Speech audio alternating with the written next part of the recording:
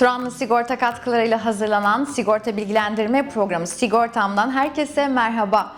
Bugün zorunlu trafik sigortasındaki artışları konuşuyor olacağız. Konuğumuz Naci Turan. Hoş geldiniz. Teşekkür ederim. Sağ olun. Arzu ederseniz önce zorunlu trafik sigortası nedir? Bu konuya bir açıklık getirelim. Trafik sigortası, zorunlu trafik sigortası, trafikteki araç sürücülerinin kusurlu bile olsalar üçüncü şahıs mallarına vermiş oldukları zararı karşılayan bir sigorta ürünüdür. 2009-18 sayılı trafik kanununa göre trafik sigortası yaptırmadan araçların trafiğe çıkması mümkün değil. Bu durumda olan araçların trafikten men edilmesi gerekiyor. Çünkü herhangi bir aracın herhangi bir yerde ne zaman trafik kazasına karşılayabileceği, herhangi bir kazaya yol açabileceği önceden öngörülebilen bir durum değil. Bu durumda olan araçlar trafik polisi tarafından trafikten men edilirler.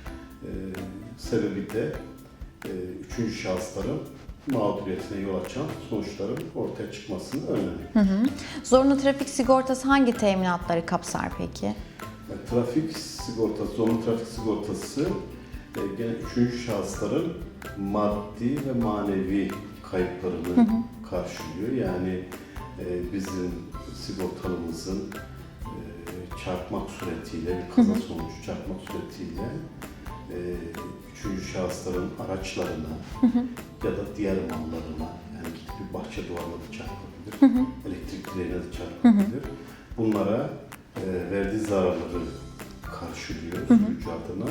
Ayrıca yani kaza sonucu birilerinin yaralanmasına, sakatlanmasına ya da ölmesine yol açmışsa buradaki mağdurlara da tedavi giderleri, sakatlanma tazminatı ve ölüm tazminatı olmak üzere tazminatları. Bunlarda ödenen teminatlardan bahsetmiştiniz. Tutarlardan isterseniz Şimdi izleyenlerimize açıklayalım. son günlerde trafik sigortalarının fiyatlarındaki artışlardan hep bahsediliyor. Ama sağlıklı teminatlardan hiç bahsedilmiyor. Belki müşterilerimizin birçoğunun da trafik sigortası üzerinde yazan teminatlardan haberi yoktur. Yani burada örnek bir trafik sigortası var. 2016 yılı teminatlarına göre bizim sürücümüz bir tane araca çarpıp maddi zarar oluşmasına yol açmışsa trafik sigortası karşı tarafın 31 bin liraya kadar olan hasar ödüyor. Birden fazla araca zarar verirse kaza başına 62 bin lira ödüyor. Ayrıca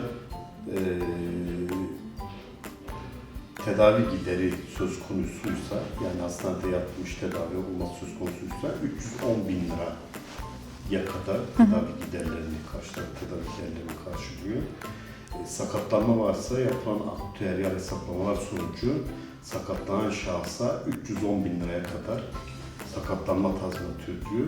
Ölüm varsa gene ölen şahsın kanuni varislerine 310 bin lira Ödeme yapıyor sigorta şirketleri. Tabii burada sadece bir kişiyle sınırlı değil, birden fazla kişi gene mağdur olmuşsa bunların her birine 310 bin lira ödeme yapıyor. Dolayısıyla elimde gördüğünüz sigorta poliçesi aslında çok değerli bir kağıt. Çok değerli bir kağıt ve çok yüksek teminatları olan bir kağıt. Yani şunu söyleyebilir miyiz? En düşük tutarlı poliçe diyelim 330 lira. Hani sizin oluşturduğunuz, danışmanlarınızın oluşturduğu poliçelerden örnek verecek olursak 330 liraya sigortalı bu az önce telaffuz ettiğiniz tutarları, yani riskini devretmiş oluyor sigorta şirketlerine. Tabii. Yani hala iyi sürücüye uygun fiyat, kötü sürücüye yüksek fiyat uygulanıyor. Ama son günlerde kamuoyu tarafından gündeme getirilen protestolara sebep olan husus kötü sigortalılara uygulanan fiyattır. İyi sigortalılar için biz hala örnek olarak söylüyorum 7. basamaktaki otomobil için 317, 320, 330, 340 lira aralığında fiyatlar uyguluyoruz ama bir yıl içerisinde defalarca kaza yapmış, defalarca dosya açtırmış bir sürücü için de tabii ki sigorta şirketleri daha yüksek primler uygulayacaklar. Yani onları ben almam, ben sana poliçe yapmam deme şansına sahip değil sigorta şirketleri. Dolayısıyla kötü riskleri yüksek fiyata satın almak mecburiyetinde. Ayrıca diğer Avrupa ülkeleri ve dünya ülkeleriyle mukayese ettiğimizde bunların hiçbirinde trafik sigortaları bizden daha ucuz değil. Hepsinde trafik sigortası yaptırma zorunluluğu var ve fiyatlar da, primler de bizdekinden daha yüksektir. Ancak son 8-10 yıl içerisinde sigorta şirketleri rekabetten dolayı teminatlar yıllar itibariyle, yani sigorta poliçesinin sağladığı teminatlar yıllar itibariyle arttığı halde primlerini arttırmadılar. Hep uygun fiyatla trafik sigortasını satmayı düşündüler. Ama öyle bir hale geldi ki tazminatlar artık içinden çıkılamaz hale geldi. Sigorta şirketleri böyle giderse bir süre sonra tazminatları ödeyemez hale gelecekler. Dolayısıyla bu da fiyatlara bir şekilde yansıdı. Yani daha önceki yıllarda belki yıllar itibariyle düzenli artışlar olmuş olsaydı şimdi poliçe fiyatları bugünkü fiyatları da belki de geçecekti. Yani son birkaç ay içerisinde yapılması gereken zorunlu artışlar son birkaç ay içerisinde sıkıştırıldığı için belki de kamuoyunun bu anlamda fiyatlar dikkatini çekiyor. Bu konunun tekrar altını çizelim isterseniz.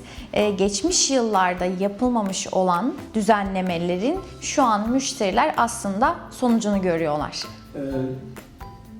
Diyebilir miyiz bu şekilde? Yani mümkün olduğu kadar sigorta şirketleri uygun fiyatlarla. Teminatlar arttı ama primler, ücretler artmadı.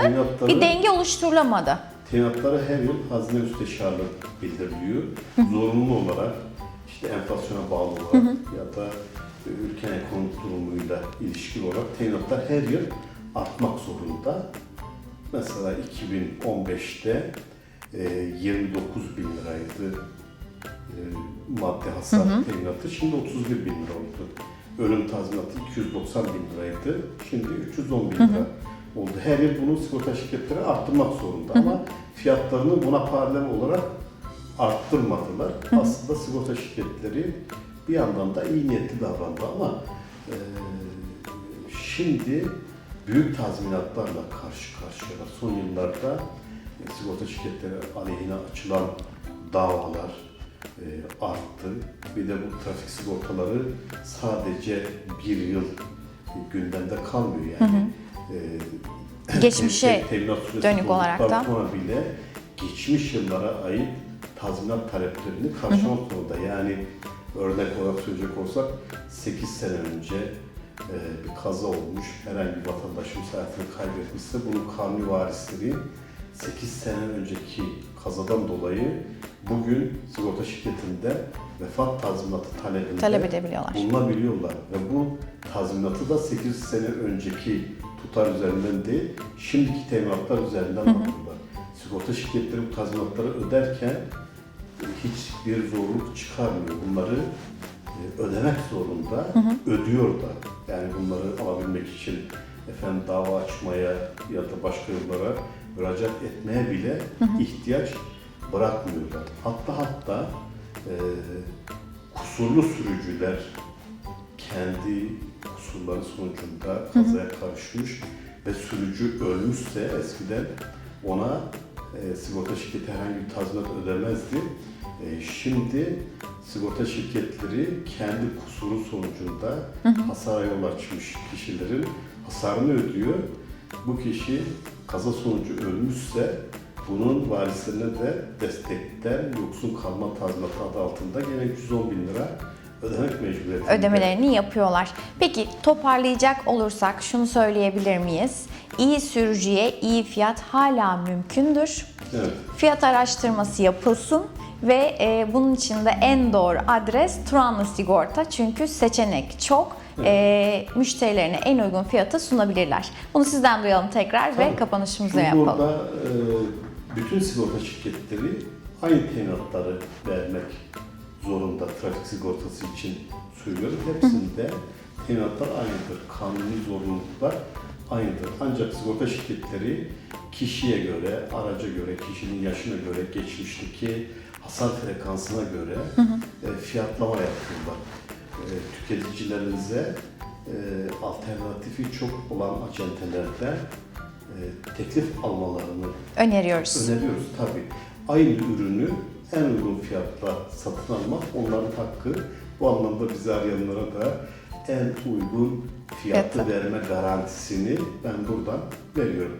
Altını bir daha çiziyorum. En uygun fiyatı verme garantisini sizin programınızda tüketicilerimize sunuyoruz. Çok teşekkür ediyoruz. Ben Ağzınıza teşekkür sağlık. Sevgili seyirciler, bugün de programımızın sonuna geldik. Kazasız günler diliyoruz. Hoşça kalın.